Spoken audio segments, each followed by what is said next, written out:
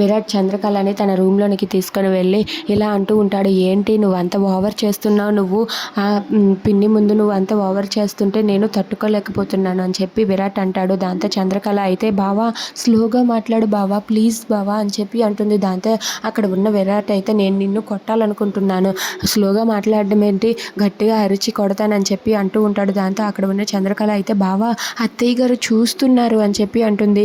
దాంతో అక్కడ ఉన్న విరాట్ అయితే అవునా సరేలే అని చెప్పి నువ్వంటే నాకు చాలా ఇష్టం అంటూ ప్రేమలు ఒలగబోస్తూ ఉంటాడు. అది విని అక్కడ ఉన్న చంద్రకళ అయితే చాలా సంతోషిస్తుంది.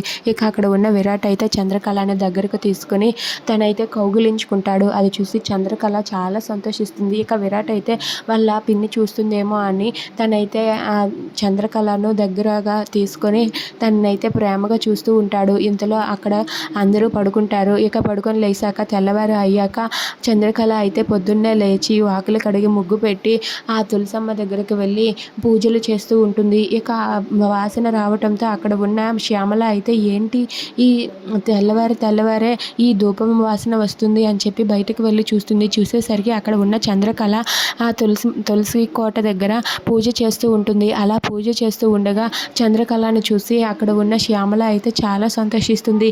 చంద్రకళ చాలా పద్ధతి గల అమ్మాయి అని చెప్పి అనుకుంటూ ఉంటుంది. వెంటనే జగదీశ్వరి దగ్గరికి వెళ్ళి, జగదీశ్వరి నాకు ఆ చంద్రకళని చూస్తూ ఉంటే నాకు అప్పట్లో నువ్వే గుర్తుకు వస్తున్నావు, తనని చూస్తే నిన్ను చూస్తున్నట్టుగా ఉంది అని చెప్పి అంటూ ఉంటుంది. అది వినగానే జగదీశ్వరి చాలా కోపంగా ఏం మాట్లాడకుండా మౌనంగా నిలబడి ఉంటుంది. ఇక చంద్రకళ హారతి ఇచ్చి వాళ్ళకు కూడా హారతిని తీసుకుని వస్తుంది. అత్తయ్య గారు ఆ హారతి తీసుకోండి అత్తయ్య గారు అని చెప్పి చంద్రకళ జగదీశ్వరికి హారతి ఇస్తుంది.